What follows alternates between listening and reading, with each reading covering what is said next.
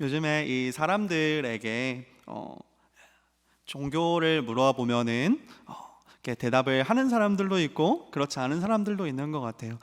교회를 내가 다닙니다라고 이야기하는 사람도 있고, 혹은 그러니까 내가 물어보기 전까지는 이렇게 최대한 숨기고 있다가 물어보면은 막 뭐 사실 저 교회 다니는데요 이렇게 하는 사람도 있고, 혹은 막 물어봤는데도 불구하고 그냥 교회 안 다닌다고 이야기하는 사람들도 나중에 걸리는 경우들이 종종 있습니다. 네. 왜 이 교회 다닌다는 것을 숨기게 될까요? 물론 이야기하고 드러낸 사람들도 있지만 숨기기도 하는 사람들이 있는데, 왜 그렇게 하는 걸까요? 여러 가지 이유들이 있겠지만 그 중에 하나는 이 그리스도인들에 대한 이 이미지가 좋지 않아서 그런 것도 있는 것 같습니다. 이 교회 다니는 사람들에 대한 어떤 이 색안경을 끼고 좀 보는 것들이 있는 것 같아요. 그리고 이 영화나 드라마에서도, 그런 이제 매체들에서도 그리스도인들에 대한 그런 부정적인 시선들, 교회에 대한 부정적인 시선들을 드러내기도 하고요. 이 그리스도인들에 대한 이 부정적인 시선들은 크게 두 가지 이유로 정리할 수 있는 것 같아요. 첫 번째로는 그리스도인들이 배타적이다. 그래서 지들 말만 맞다고 그런다. 그래서 우리 보고는 죄인이라 그러고 지들만 천국 간다 그런다. 뭐 그런 이야기들 해요. 근데 이거는 우리가 뭐 어쩔 수 없는 부분이죠. 뭐 사실이 그러니까요. 그거를 물론 우리가 조금 더 친절하게 설명을 해줄 수 있을 거는 같아요. 똑같은 말이라도 좀 다르게 표현할 수는 있는 거니까요. 그러나 사실인 걸 어떻게 하겠습니까? 내 말만 맞는데 네 말도 맞다고 해줄 수는 없는 거잖아요. 그거는 이제 거짓말인 거잖아요. 내가 만약에 그 관광지에서 번지 점프 하는데 안전 요원으로 이제 일을 하고 있는데 사람이 와가지고 저는 줄 없이 뛸래요 그러면은 당신이 하고 싶은 것을 응원합니다. 편하신 대로 하세요. 그렇게 이야기할 수는 없는 거잖아요. 당신의 의견을 존중하겠습니다. 응원하겠습니다. 화이팅! 뛰세요! 이렇게 할 수 없는 거잖아요. 그러니까 거기에 대해서 안 됩니다. 줄 없이 뛰는 것은 금지되어 있습니다. 그러면은 크게 다치거나 죽을 수도 있습니다. 이렇게 이야기하고 그것을 단호하게 막아야 되는 거고, 그걸로 인해서 나중에 그 리뷰가 막 별점 1점 뜬다고 하더라도 막 직원이 불친절함 이렇게 한다 그래도 어쩔 수 없는 거잖아요. 두 번째 이유는, 이 그리스도인들에 대한 부정적인 시선의 두 번째 이유는 그리스도인들이 자기들 말한 대로 안 산다는 거예요. 교회 안 다니는 사람들이랑 똑같이 살더라. 교회 안 다니는 사람들 중에서도 착한 사람들 얼마나 많은데 교회 다니는 사람들이 어떨 때는 더 하더라. 물론 그렇죠. 교회는 의인들이 모인 곳이 아니라 죄인들이 모이는 곳이고, 그래서 그 사람이 교회 다니게 된다고 해서 갑자기 막 뿅 하고 막 착해지고 막 선해지고 그렇게 되는 게 아니잖아요. 갑자기 막 천사가 되는 게 아니잖아요.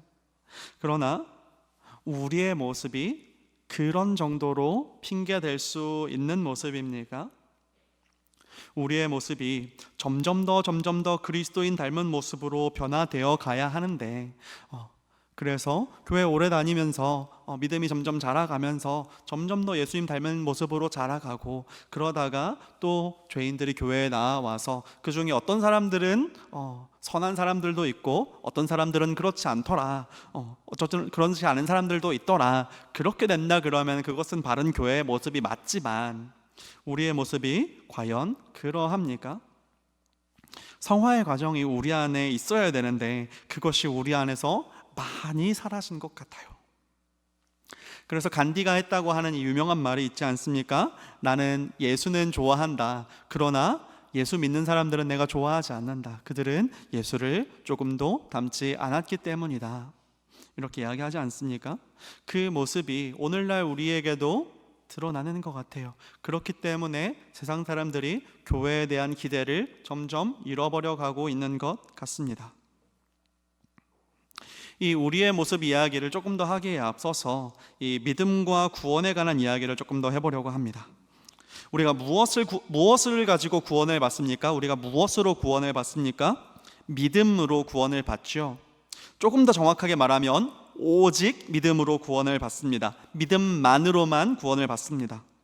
우리가 오직 믿음이라고 하는 이것 위에 무언가를 더 할 수도 없고 혹은 이 믿음에서 뭔가를 뺄 수도 없습니다. 이 서신서들을 보면은 이 오직 믿음 위에다가 무언가를 더하려고 했던 사람들을 모습들을 이제 볼 수가 있죠.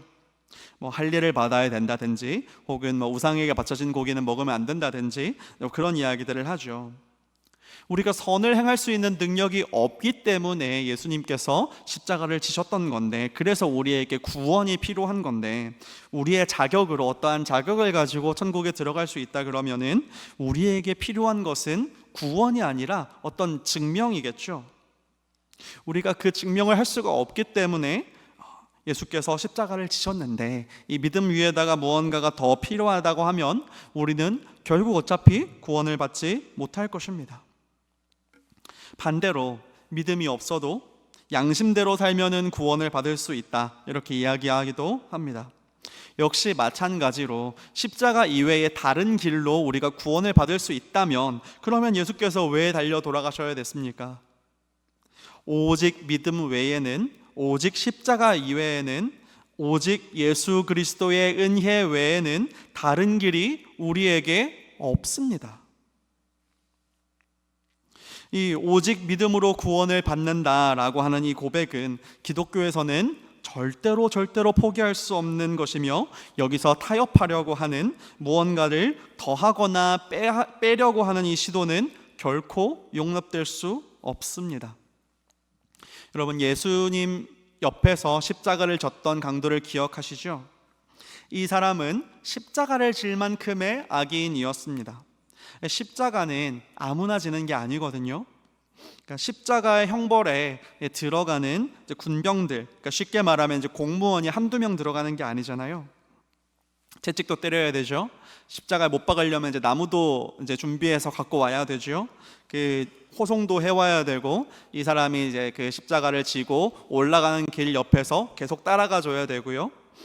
그리고 이제 십자가에 못 박은 다음에 이걸 일으켜 세우려 그러면은 혼자서 되는 거 아니잖아요. 그러니까 이제 여러 명이 달려들어서 이거를 이제 세워야 되고, 또 이 사람이 죽을 때까지 뭐 이틀이든 3일이든 지켜보고 있어야 되는 거잖아요. 그러니까는 이게 다 품이 보통 들어가는 일이 아니에요. 이게 다 국가 예산으로 돼야 되는 건데, 이거 아무나 십자가에 못 박을 수는 없잖아요, 그죠? 그러니까 아주 극악무도한 범죄자들이나 십자가를 지는 거예요. 그냥 강도 정도로는 십자가를 못 집니다. 이 사람은 보통 강도가 아니었던 거예요. 그런 정도의 인간이 십자가에서 예수가 하나님이시다라고 하는 것을 믿었어요. 그가 예수 그리스도를 믿고 당신이 낙원에 갈 때 나를 기억하여 주십시오 라고 이야기하죠. 그리고 그가 구원을 얻었습니다. 그가 예수 그리스도를 믿고 예수 그리스도를 고백했었을 때 그 이후에 그의 인생에서 어떤 선한 일을 했습니까? 아무것도 못했죠. 그가 예수를 믿고 나서 한 것은 죽은 것밖에 없습니다. 그러니까 그가 무엇으로 구원을 받았습니까? 오직 믿음으로. 믿음 말고는 아무것도 없는데 오직 믿음으로 그가 구원을 받았습니다. 그러니까 이 안에 어떤 선한 행동, 행위는 구원의 조건이 되지 못한다는 거예요. 행위가 구원의 조건에 들어간다면 그 사람은 결코 구원을 받을 수 없는 사람입니다. 그런데 오늘 이 본문에서 야고보는 뭐라고 이야기하고 있습니까? 행함이 없는 믿음은 죽은 것이다. 죽은 믿음이 사람을 구원할 수 있습니까? 그러니까 행함이 없는 믿음은 죽은 믿음이고 그것은 가짜고, 그래서 행함으로 이렇게 구원을 받는다라고까지 이야기하고 있습니다. 14절에 보면은 그 믿음이 능히 자기를 구원하겠느냐, 또 17절에 이어서 이와 같이 행함이 없는 믿음은 그 자체가 죽은 것이라. 그리고 오늘은 읽지 않았지만 그 밑에 야고보서 2장 24절 말씀에 이로 보건대 사람이 행함으로 의롭다 하심을 받고 믿음으로만은 아니니라, 이렇게 기록하고 있어요. 그러니까 뭔가 잘못된 거 아닙니까? 우리가 배웠던 내용이랑 좀 많이 다르지 않습니까? 성경이 혹시 틀린 말은 하고 있는 것은 아닐까요?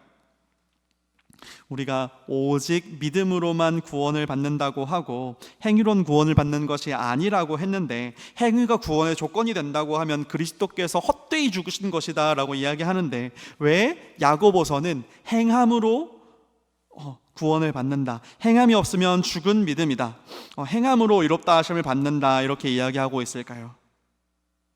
이것을 잘못 이해한 이 마틴 루터는 이 야고보서를 지푸라기 서신이다라고까지 이야기했습니다. 믿음이라고 하는 것은 무엇입니까? 우리가 믿음으로 구원을 받는다라고 하는데, 우리를 구원하는 믿음이라는 것이 정확히 무엇을 말합니까? 예수 그리스도를 믿는 믿음이다라고 하는 것은 무엇을 말합니까?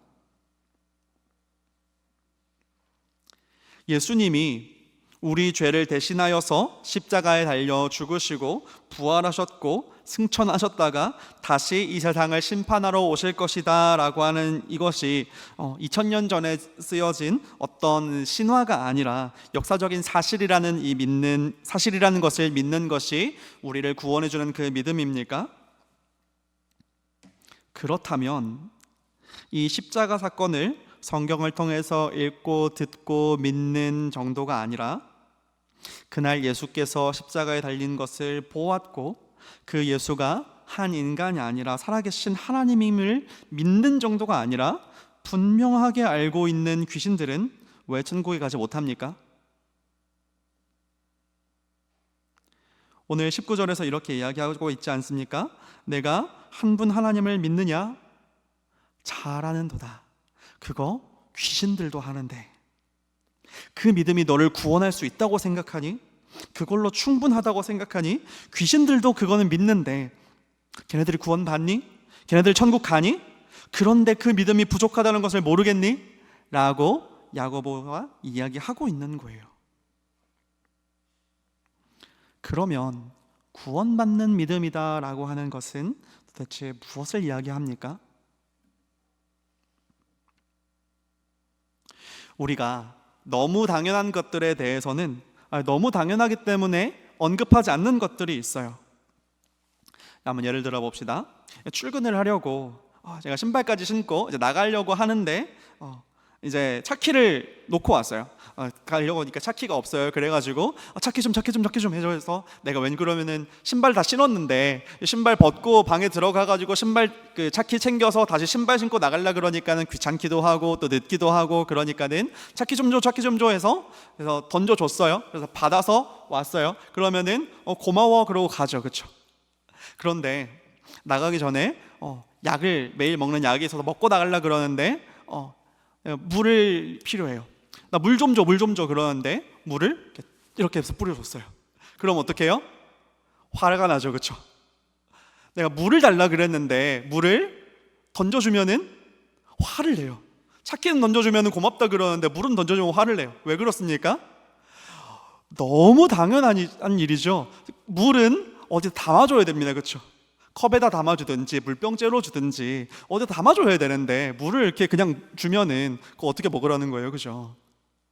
너무 당연한 거는 당연하기 때문에 이야기를 안 하는 건데, 그 물 뿌린 사람이 아니 차키 던져줄 때는 아무 말 안 하더니 왜 물은 그렇게 주면 화를 내나? 그러면 네가 분명하게 컵에 담아달라고 하든지 물병째로 주든지 하지, 그렇게 이야기를 하지 왜 분명하게 말을 안 해서 내가 줬는데 화를 내니? 라고 하면은 누가 잘못된 겁니까? 네, 물 뿌린 사람이 잘못한 거죠. 너무 당연한 거잖아요. 이 예수를 그리스도를 믿는 믿음 역시 그런 건데요, 너무나도 당연해서 우리가 이야기하지 않는 게 있는데요, 그것이 무엇이냐면 이 예수 그리스도가 하나님이라는 사실을 우리가 믿는다는 것입니다. 예수 그리스도를 믿는다고 할 때는 반드시 이것이 따라와야 되는데요, 예수 그리스도께서 십자가에서 우리를 대신해서 우리 죄를 대속하신 예수 그리스도가 하나님이시다라고 하는 것을 믿는다는 거예요. 그 말이 무슨 뜻이냐면은 그가 우리의 왕이시고 그가 우리의 하나님이시고 그가 우리의 주인이시며 우리는 그의 종이라는 것을 믿는다는 거예요. 그렇기 때문에 우리는 그의 명령대로 그의 뜻대로 우리가 순종하며 살아야 한다는 것을 믿는 믿음입니다. 그렇기 때문에 우리의 삶은 그의 말씀대로, 그의 뜻대로 가야 하는 것입니다.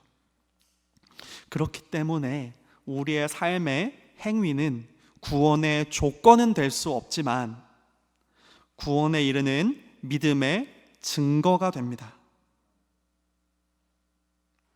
우리의 삶의 모습은, 우리의 삶에서 드러나는 행동은 우리가 구원받을 만한 믿음이 있다는 증거가 되어줍니다. 내가 사람을 죽였는데 그것이 증거가 없다고 해서 내가 사람을 죽인 사실 자체가 없어지지는 않지만, CCTV도 보고 지문도 찾아봤는데 내 지문도 안 나오고 CCTV에도 아무것도 안 찍혀있고 그날에 다른 데 있었던 것 같은 증거도 있고, 그렇다 그러면은 아무리 생각해도 내가 범인이 아니라는 것이 드러나지 않겠습니까? 그런데 내가 이 증거가 없다고 하더라도, 내 모습이, 내 행동에서 어떠한 증거가 없다라고 하더라도 그 본질이, 믿음이 사실이라고 한다면 그 구원은 흔들림 없는 사실이 됩니다.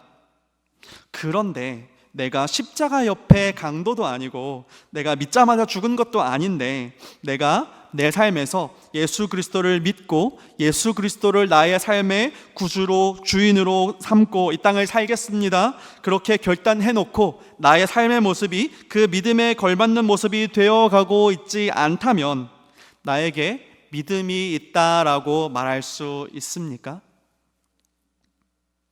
이 행함이 없는 믿음, 이 죽은 믿음이 우리를 구원할 수 있는 것입니까? 이것을 우리가 살펴보아야 한다는 것입니다. 여러분은 여러분의 삶에서 어떤 선한 일을 하고 계십니까? 그리스도 닮은 모습이 어디에서 드러나고 있습니까?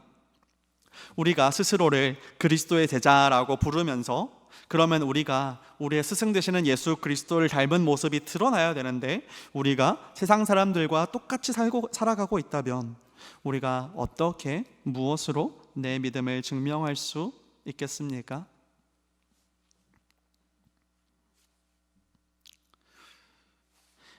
오늘 이 공교롭게도 오늘 청년 수련회가 있어가지고 청년들이 많지는 않은데 이런 질문들을 이제 많이 하고 많이 듣거든요. 청년 때에 그 믿음이 좋은데 성품이 별로인 사람과 믿음은 없는데 성품이 좋은 사람 둘 중에서 누구랑 결혼할래? 뭐 이런 질문들을 이제 서로 하고 듣고 이렇게 하는데요. 믿음이 좋은데 성품이 별로인 사람하고 살자니 그거 이제 너무 힘든 일일 것 같고요. 또 성품이 좋지만 믿음이 없으면 그 사람 전도하는 것도 너무너무 힘들고, 또 교회 가는 일도 쉽지 않고, 또 그 사람이 영영 믿지 않으면 사랑하는 사람 구원받지 못하고 그 가는 모습을 보는 거 얼마나 괴로운 일입니까? 그래서 이거에 대해서 이제 고민을 많이 하죠. 그런데 답은 간단합니다. 믿음은 좋은데 성품이 별로인 사람은 없습니다. 믿음이 좋으면은요, 성품이 좋아질 수밖에 없습니다. 믿음이 좋은데 성품이 별로인 사람은 없어요. 99.9999%는 믿음이 좋으면 성품이 좋아지게 되어 있고요. 그럼 그 0.0001%는 뭐냐면요, 이제 믿은 사람, 믿은 지 한 2주 된 사람. 그래서 처음 믿으면은 이제 똑바로 살아야지 그러고 한 일주일 이렇게 열심히 살다가 다시 이제 예전으로 돌아가서 이제 성화의 길을 이제 시작하는데, 그 길이 좀 많이 남은 사람은 잠깐 그럴 수는 있겠죠. 그러나 그 믿음이 성품으로 드러나게 되어 있습니다. 그 사람이 믿음이 좋은데 성품이 별로라고 하면은 그 사람 믿음이 안 좋은 거예요. 혹은 믿음이 없는 거예요. 우리에게 믿음이 있다면 그 믿음에 걸맞는 행동이 나올 수밖에 없다는 것입니다. 그러면 우리에게는 어떤 그리스도인다운 모습이 있습니까? 그러니까 저 사람은 안 물어봐도 교회 다니는 사람이네 라고 하게 만들 만한 그런 모습이 우리 안에 있습니까? 내가 나중에 그래서 누가 물어봐서 저 교회 다녀요 라고 이야기하면은 그럴 줄 알았어, 너 그럴 줄 알았네 이렇게 이야기해야 되는데 진짜? 야, 의외다. 그렇게 한다 그러면은 진짜 뭔가 잘못된 거 아닙니까? 우리가 우리의 믿음을 어떻게 우리 행동으로 보일 수 있습니까? 무엇으로 우리의 믿음을 증거할 수 있습니까? 오늘 야고보는 이렇게 이야기합니다. 2장 15절에서 17절까지 말씀을 다시 읽어보면요, 만일 형제나 자매가 헐벗고 일용할 양식이 없는데 너희 중에 누구든지 그에게 이르되 평안히 가라, 덥게 하라, 배부르게 하라 하며 그 몸에 쓸 것을 주지 아니하면 무슨 유익이 있으리요? 이와 같이 행함이 없는 믿음은 그 자체가 죽은 것이라. 이렇게 이야기하고 있습니다.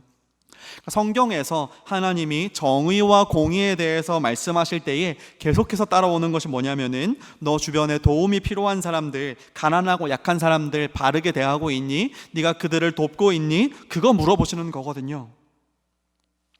이번 주에 정 목사님이 이제 수요 예배 때 말씀하신 것처럼 우리가 가장 많이 하는 거짓말이 뭡니까? 기도할게, 우리가 기도하겠습니다 이렇게 이야기하는데, 힘들고 어렵다라고 이야기하고 있는데 기도하겠습니다 그러고 이제 보내는 거, 그게 무슨 유익이 있냐는 거예요. 그거 하지 말라는 거예요. 당장 월세 내야 되고 당장 카드값 밀리게 생겨가지고 막 걱정이다 이렇게 하는데 하나님께서 은혜 베풀어 주실 것입니다, 기도하겠습니다, 그렇게 보내지 말라는 거예요. 내 주변에 있는 이웃을 위해서 기도하겠습니다 하고 그렇게 보내는 것이 아니라 내가 도울 수 있는 것이 있으면 도우라는 거예요. 나누어 주라는 거예요. 레위기에 보면은 내가 농사를 지었는데 그 내 밭에서 내가 지은 그 수확물이 다 거두지 말래요. 그것을 다 거두지 말고 그 모퉁이까지 전부 다 추수하지 말라라고 레위기에서 기록하고 있습니다. 그리고 추수하기 전에 땅에 떨어진 이삭 그거 줍지 말라라고 이야기하고 있습니다. 그거 네 밭에서 났지만 네 거 아니야, 하나님 그렇게 이야기하시는 거예요. 그거 가난한 사람들 거야. 밭이 없어서 농사 지을 수 없는 사람들 거야. 그거 모퉁이에 있는 것까지 다 긁어 모아서 추수하지 말고 땅에 떨어진 이삭까지 다 주워가지 마. 그거 네 거 아니야. 하나님이 그렇게 이야기하고 계십니다. 그러니까요, 우리도 우리 통장에 들어왔다고 그거 다 쓰면 안 돼요. 하나님께서 그거 우리 통장에 넣어주셨지만 다 쓰라고 넣어주신 거 아니시거든요. 그 중에 일부는 내 이웃에게 나누어 주라고 주신 거거든요. 행함이 없는 믿음은 죽은 믿음입니다. 이 레위기에 나와 있는 이 이스라엘 사람의 밭에 있는 그 모퉁이에 있는 이삭은 그 사람 거 아니고 가난한 사람들 거다라고 하는 믿음은 나에게 있는데, 내 통장에 들어온 돈은 전부가 내 것은 아니고 그 중에 일부는 가난한 사람들의 것이다 라고 하는 믿음이 내 안에 없다면 그 믿음이 나를 구원할 수 있는 믿음이 맞습니까? 그 믿음은 죽은 믿음입니다. 내게 주신 그것들 중에서 단돈 몇만 원이라도 혹은 만 원이라도 내 주변에 있는 이웃을 섬기는 데 사용하는 거, 그게 선교적 교회 아닙니까? 그게 우리의 부르심 아닙니까? 그 마음 가지고 우리가 살아가기 원합니다. 이제 말씀을 마무리하려고 하는데요, 니콜라스 월터스토프라고 하는 사람이 쓴 정의와 평화가 입맞출 때까지라고 하는 이 책의 서문에 나오는 한 기도로 오늘 말씀을 마무리하려고 합니다. 이게 좀 잘못 나와 있는데요, 그 책의 서문에는 이렇게 기록되어 있습니다. 굶주린 자들에게는 빵을 주시고 빵을 가진 우리에게는 정의에 대한 굶주림을 주소서. 굶주린 자들에게는 빵을 주시고 빵을 가진 우리에게는 정의에 대한 굶주림을 주소서. 우리가 이 정의에 대한 굶주림이 있기 원합니다. 하나님, 우리를 통하여서 이웃을 돕게 하여 주십시오. 우리 주변에 연약하고 도움이 필요하고 고통스러워하고 있는 우리의 이웃들에게 돕고자 하는 마음을 우리에게 허락하여 주십시오. 그 정의에 대한 굶주림을 우리에게 허락하여 주십시오. 그것이 우리의 믿음의 증거가 될 것입니다. 우리 안에 있는 이 믿음을 드러내 보이는 저와 여러분이 되기를 간절히 바랍니다.